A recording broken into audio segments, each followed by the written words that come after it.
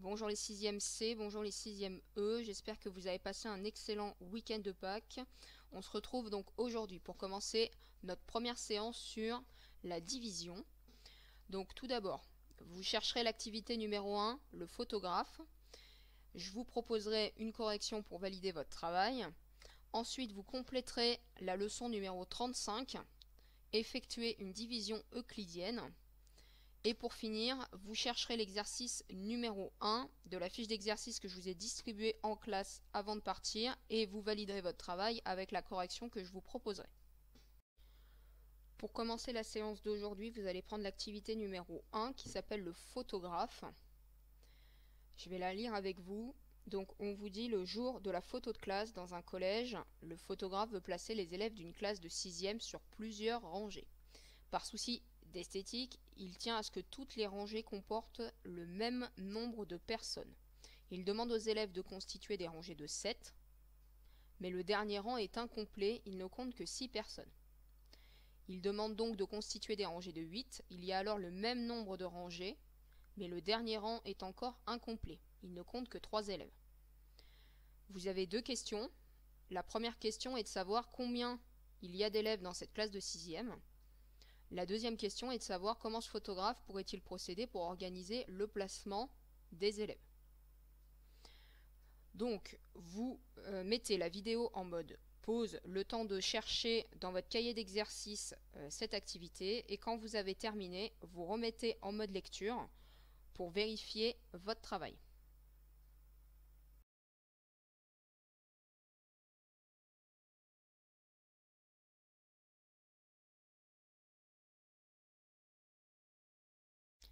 Correction de l'activité numéro 1. Donc vous avez une première information où on vous dit que si on réalise des rangées de 7, on sait qu'il reste 6 personnes qui ne sont pas placées. Ça veut dire que mon nombre d'élèves total, c'est 7 fois quelque chose, plus mes 6 élèves restants. De la même façon, on sait que si on fait des rangées de 8 élèves, on a exactement le même nombre de rangées, mais cette fois-ci, il ne nous reste que 3 élèves. C'est-à-dire qu'entre ma première et ma deuxième situation, j'ai 3 élèves qui ont trouvé une place sur une rangée. Ça veut dire qu'ils se sont répartis chacun sur une rangée différente. Donc, il y a 3 rangées d'élèves en tout. Je vérifie. Si je fais 3 rangées de 7 élèves plus 6 élèves restants, j'ai 21 élèves plus 6 élèves, c'est-à-dire 27 élèves au total. Je vérifie avec 8. Si je fais 3 rangées de 8 élèves, plus mes 3 élèves restants, j'ai bien 24 élèves, plus 3 élèves, 27 élèves. Donc en conclusion, il y a 27 élèves dans cette classe.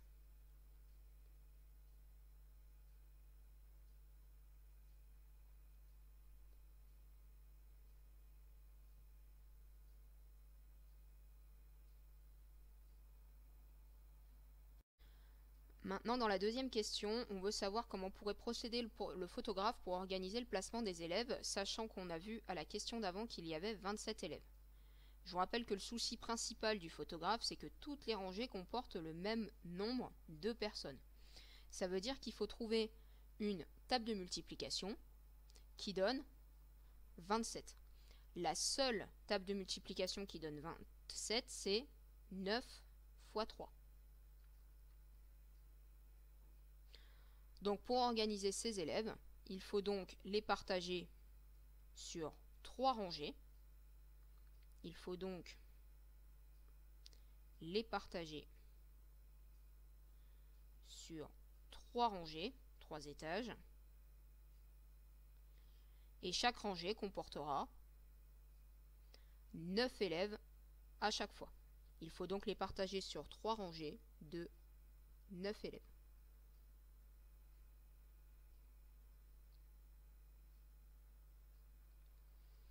Voilà pour la correction de l'activité numéro 1. Donc maintenant, vous allez prendre votre cahier de leçons et prendre la notion numéro 35, effectuer une division euclidienne. Et vous allez compléter la leçon à l'aide de la vidéo ou du plan de séance qui est en pièce jointe sur Pronote. Donc première définition, effectuer la division euclidienne d'un nombre entier, donc le nombre que l'on va diviser, on appelle ça le dividende, par un nombre entier, donc qui lui va s'appeler le diviseur, qui doit tout le temps être différent de 0. C'est trouver deux nombres entiers qui vont s'appeler le quotient et le reste. Vous avez toujours le dividende qui est égal au quotient multiplié par le diviseur plus votre reste. Et le reste doit tout le temps être inférieur au diviseur. Vous devez savoir que quand on vous demande de poser une division euclidienne, c'est qu'on vous demande une division avec un reste. Contrairement à la division qu'on verra un tout petit peu plus tard, qui est la division décimale. Là, c'est une division avec virgule. Donc, première division, on va diviser 1004 par 12. Donc, vous recopiez la partie juste en dessous. Donc, pour diviser 1004 par 12, on vient chercher dans le dividende le premier nombre en partant de la gauche que l'on peut diviser par 12. Donc on commence, si on prend juste le premier chiffre c'est 1, on ne peut pas le diviser par 12. Si je prends deux chiffres, on est à 10, c'est toujours plus petit que 12, on ne peut pas le diviser. Donc on va prendre 100. 100 divisé par 12, on peut prendre 12 8 fois. 8 fois 12, c'est 96. 100 moins 96, il reste 4. On abaisse le 4 et on recommence le processus avec le nombre 44. Donc dans 44, combien il y a de fois 12? C'est 3 fois. 3 fois 12, c'est 36. Et ensuite, on fait notre soustraction. 44 moins 36 et il reste 8. Là, on s'arrête puisque 8 est plus petit que 12. Donc notre reste est plus petit que notre diviseur. Donc la division s'arrête. Attention, 1004 n'est pas un multiple de 12. Puisqu'on a un reste différent de 0, donc on ne peut pas dire que c'est un multiple. Un multiple, c'est si votre reste était égal à 0. Par contre, vous pouvez écrire tout simplement que 1004 est égal à 12 fois 83 plus 8. Ou vous pourriez inverser, 1004 égale 83 fois 12 plus 8.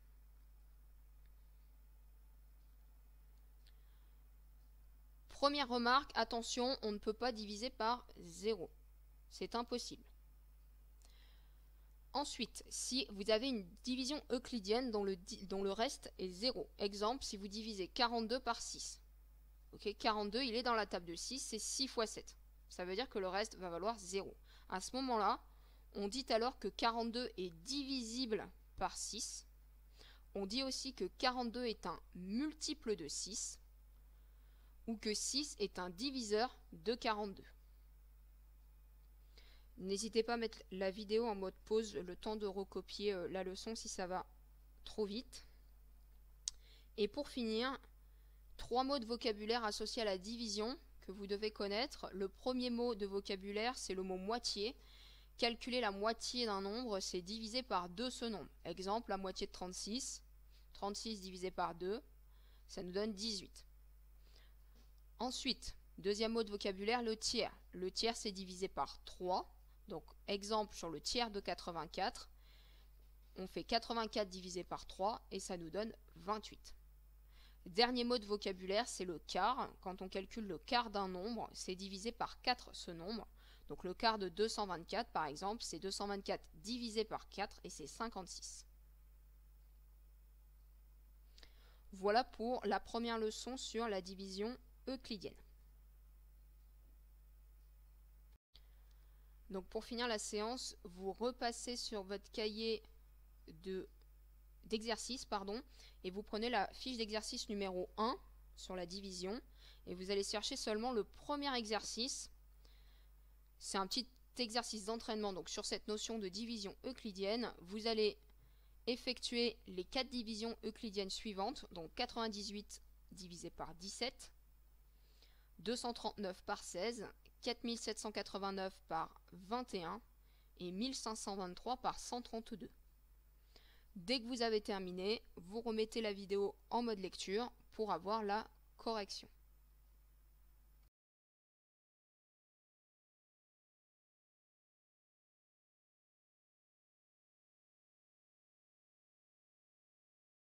Donc correction de cet exercice 1 sur la division. Alors je vous incite fortement, quand vous avez des diviseurs qui ne sont pas en dessous de 11-12, en général vous ne connaissez pas ces tables de multiplication, écrivez votre table de multiplication de 17 sur un cahier de brouillon. 17 x 1, 17 x 2, 17 x 3, ça vous aidera plus facilement à repérer le nombre par lequel il faut diviser. Donc exemple sur 98 divisé par 17. Donc pour 98 divisé par 17, on n'a pas le choix, on est obligé de prendre 98 puisque 9 est plus petit que 17. Et on cherche dans la table de 17 combien de fois on peut prendre 98. Donc sur mon brouillon, je peux écrire 17 x 1, 17. 17 x 2, 34. Ensuite, on attaque sur 17 x 3, 51, donc on est encore bien en dessous, on continue, 17 x 4, ça nous donne 68, on est encore trop en dessous, donc on y va sur 17 x 5, 85, et là on peut s'arrêter, puisque ensuite 17 x 6, on passe à 102, et là on est au-dessus de 98. Donc on prend 17 x 5, donc je pose 5, 17 x 5 j'écris 85, et je fais ma soustraction. 98 moins 85, il nous reste 13. Et là ma division s'arrête, puisque 13 est plus petit que 17. Donc je peux écrire 98 égale 17 x 5 plus 13. Et je viens faire la même chose avec les autres divisions. Donc pour la deuxième, 239 divisé par 16.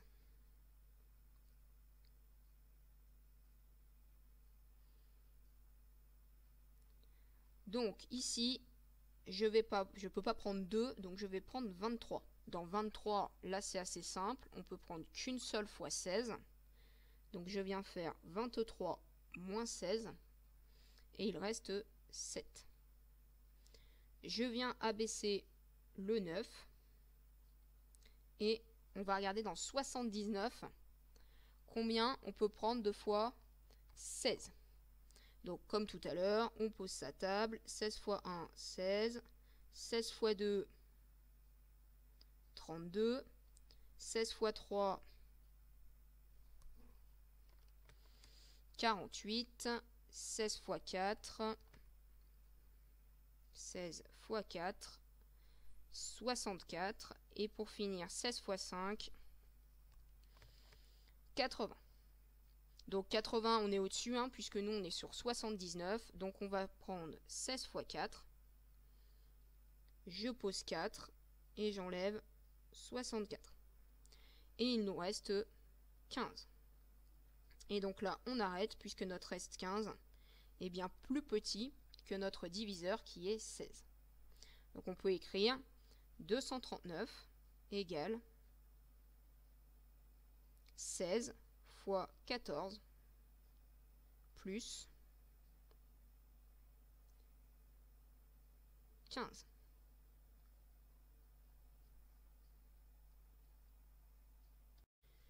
Pour la correction des deux dernières divisions, je vais aller un petit peu plus vite. Donc 4789 divisé par 21. Donc on prend 47.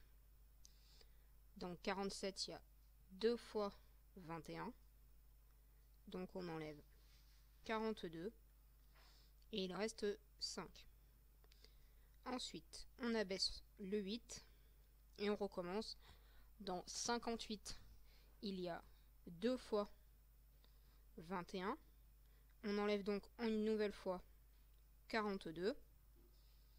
Et il reste 16. Et dernière étape, on abaisse le 9. Dans 169, combien il y a de fois 21? C'est 8 fois. 8 fois 21, c'est 168. Et il reste 1. On peut donc écrire 4789 est égal à 21 fois 228 plus 1. 4789 est le dividende, 21 notre diviseur, 228 le quotient et 1 le reste. Pour la dernière, même procédé, 1523 divisé par 132. Donc on ne peut pas prendre 1, on ne peut pas prendre 15 non plus parce que c'est plus petit que 132. Donc on vient prendre 152. Dans 152, il y a une fois seulement 132. On vient faire la soustraction 152 moins 132, ce qui nous donne 20. On abaisse le 3. Dans 203, combien de fois il y a 132? C'est encore une fois. Une fois 132, 132. Et il suffit de faire la soustraction 203 moins 132. Et il nous reste 71. On peut s'arrêter puisque notre S 71 est bien plus petit que notre diviseur 132. Donc on peut écrire que 1523 est égal à 132 fois 11 plus 71.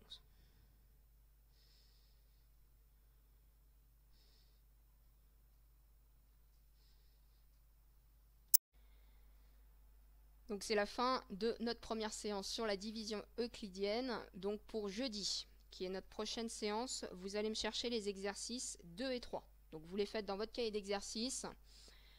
C'est pas la peine de me les envoyer, on les corrigera dans la prochaine séance, donc jeudi. Mais il faut les chercher avant jeudi.